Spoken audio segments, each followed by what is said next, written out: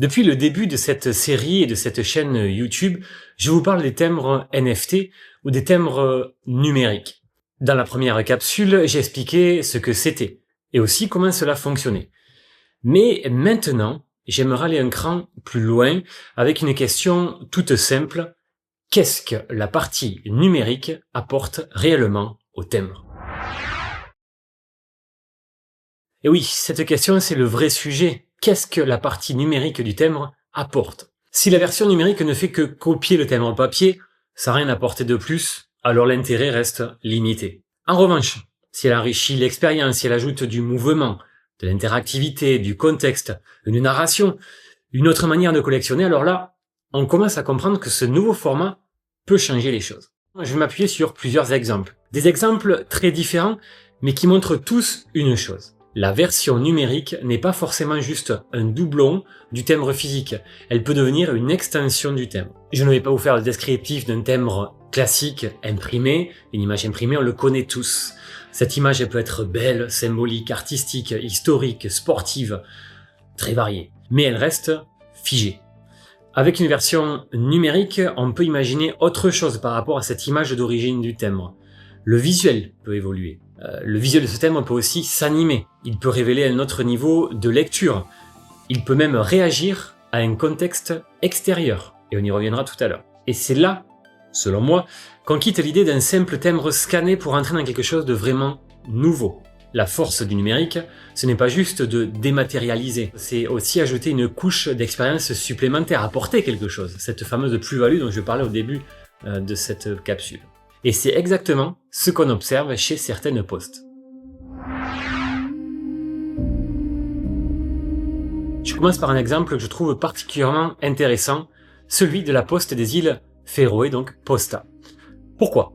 Mais bien ici, la version numérique, bien que très belle, ne se contente pas d'être jolie uniquement. Elle est directement reliée à un élément du réel, à savoir la météo.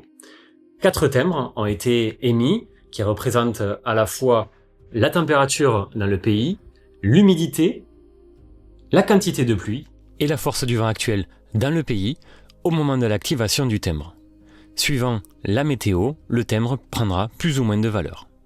Posta présente donc cette émission comme sa première série NFT le 23 juin 2023.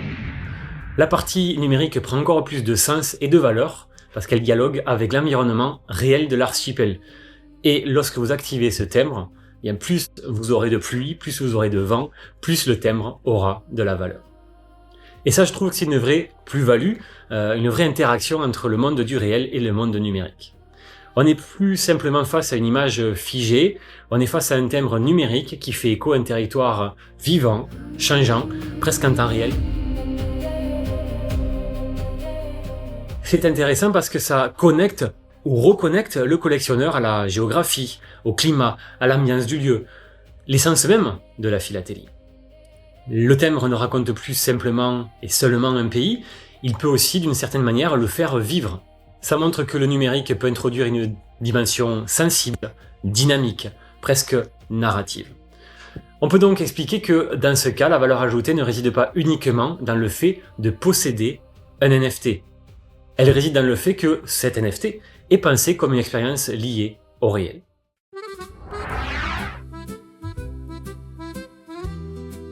Le deuxième thème que je vais vous citer un exemple est celui de la France avec la Poste et les NFT. Notamment la dernière émission de ce thème. Alors ici l'approche est différente. On est moins sur une interaction avec des données du réel comme la météo et on est plutôt davantage sur une mise en scène visuelle et artistique du thème. Je vais vous parler donc de cette dernière émission, les NFT 7, représentant les histoires imaginaires du mont Saint-Michel, lancé le 24 mars 2026 par La Poste et illustré donc par Nicolas Barom-Forgue. Chaque timbre est présenté comme un produit composé d'un timbre physique numéroté et de son NFT associé, mais ces 4 timbres représentent une histoire galactique, une histoire héroïque, une histoire robotique et une histoire mystique. La partie numérique prolonge l'univers visuel du timbre dans donc un univers fantastique qui est narré par la voix d'un enfant. On n'est plus uniquement dans une représentation imprimée ici, il y a vraiment une animation qui est donnée sur la version numérique du timbre. C'est une interprétation qui est enrichie. Une histoire robotique. Et si le Mont Saint-Michel était une machine géante ? On pourrait le croire naturel, mais le Mont Saint-Michel a été conçu comme une immense machinerie, un robot colossal, dont la mission consiste à aider les humains dans leur vie quotidienne.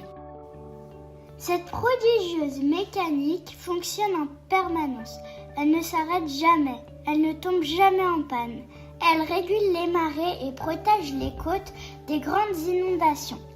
Selon les saisons, elle aide aux récoltes, veille sur les troupeaux et fournit bien sûr l'électricité à tous les habitants du monde. Mais une question demeure. Qui a bien pu construire une machine aussi extraordinaire ? Le monument également mis en avant, prend forme, prend vie, et l'ambiance peut être donc prolongée par cette porte qui s'ouvre via le numérique. Souvent, quand on parle de NFT, on reste bloqué sur le côté technique, alors qu'en réalité, pour beaucoup de gens, ce sera aussi, et c'est pour le cas de nombreux collectionneurs, ça sera l'expérience visuelle qui découle du scan de ce thème. Est-ce que le numérique apporte quelque chose à l'émotion ? Est-ce qu'il apporte quelque chose à la découverte ? Est-ce qu'il donne envie de regarder autrement ? Vous aurez eu ici mon avis, je vous laisserai y répondre de votre côté, mais avec un monument comme le Mont Saint-Michel, on pourrait tendre vers la réponse en disant oui.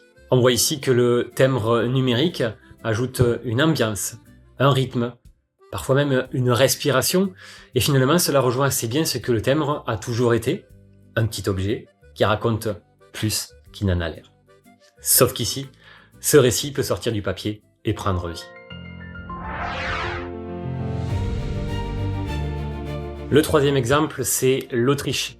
S'il y a bien une poste qui montre bien ce que le numérique peut apporter au timbre, c'est sans doute Austrian Post.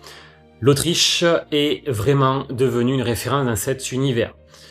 Pas parce qu'elle s'est contentée de faire un timbre avec son jumeau numérique, elle a construit tout un monde autour de ces crypto-stems.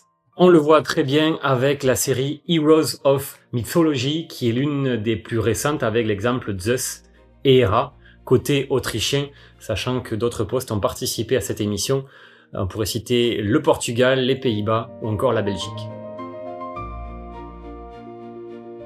On comprend tout de suite qu'on n'est plus là seulement face à un timbre isolé, on est dans une logique de série avec un univers visuel, une cohérence, quelque chose de plus large à collectionner. Autre point intéressant, les personnages. Avec l'univers CryptoStamp comique, on voit apparaître de vraies figures comme Cassius, Aurora, Kabosu, Bamboo ou encore Raka. Et ça c'est important parce que le numérique ne sert plus seulement à copier le timbre papier, il permet aussi de créer un univers avec des personnages, une continuité, presque une narration. Et parfois ça va encore plus loin. Certains éléments peuvent être combinés pour faire apparaître d'autres contenus comme des baby animals.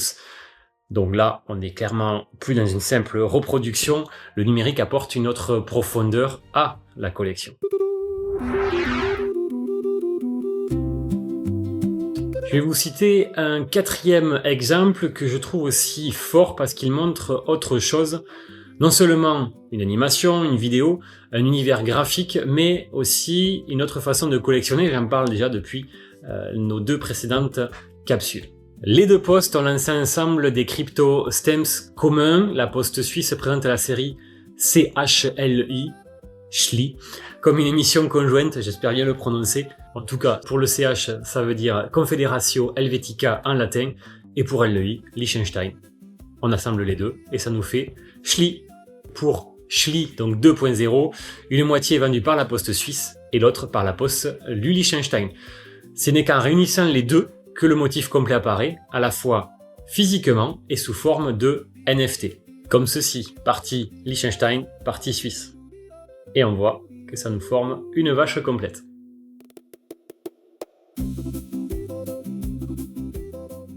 On voit donc ici que la collection devient relationnelle. Ce n'est plus seulement posséder un objet, mais c'est le reconstituer, l'associer, le compléter. On peut presque parler d'une collection à activer. Et là aussi, c'est intéressant et je le dis souvent, vous comprendrez que j'aime les thèmes NFT. Ça renouvelle le geste du collectionneur, ça apporte un plus dans la collection et un plus positif qui motive à réunir ces deux versions. Ce n'est plus classer ou conserver, c'est aussi vouloir relier, combiner, débloquer en version complète, sachant que certaines de ces versions sont en édition limitée et que il faut faire des efforts pour se les procurer. Si je récapitule, ces 4 exemples montrent 4 façons différentes d'apporter une plus-value numérique au timbre. Aux îles Féroé, le numérique dialogue avec le réel à travers la météo et l'environnement du territoire. En France, il prolonge l'univers visuel et narratif du timbre avec une mise en mouvement et une expérience plus immersive autour du sujet représenté. Et là, je parle bien du NF Timbre numéro 7. En Autriche, il ouvre un espace de création plus libre, plus artistique, plus digital. Et pour le 4e exemple, entre la Suisse et le Liechtenstein, il transforme la logique de collection elle-même en créant une expérience à compléter, à reconstituer, à vivre en 2 temps. Donc, quand on se pose la question, qu'est-ce que le numérique apporte vraiment au timbre ? La réponse, ce n'est pas simplement elle ajoute un fichier numérique, un scan du timbre, puisque la vraie réponse serait plutôt elle ajoute du contexte, du mouvement, de l'interaction, de la narration, de la création et une autre façon de collectionner les timbres. Bien entendu, cela ne remplacera pas le timbre papier et je ne pense pas que ce soit le but recherché pour le timbre NFT. Ce n'est pas d'opposer le numérique au physique, bien au contraire, c'est plutôt de voir comment le numérique peut prolonger le timbre, l'accompagner, ouvrir d'autres formes d'expression. Le numérique n'apporte donc pas seulement un univers plus riche ou plus interactif, il redessine aussi des repères de la collection, notamment en matière de rareté, car certaines versions, certaines variantes de ces timbres, certains niveaux vont progressivement devenir plus convoités que d'autres, et c'est sur ce sujet que sera basée la prochaine capsule à découvrir donc sur cette chaîne YouTube. Abonnez-vous à cette chaîne si ce n'est déjà fait, activez la petite cloche, laissez des commentaires, un petit pouce en l'air également pour mettre en avant cette chaîne YouTube, la faire découvrir au plus grand monde, au monde des collectionneurs, mais aussi ouvrir cette connaissance à d'autres personnes qui pourraient être intéressées. Merci pour votre écoute et je vous dis à très bientôt. Ciao ciao!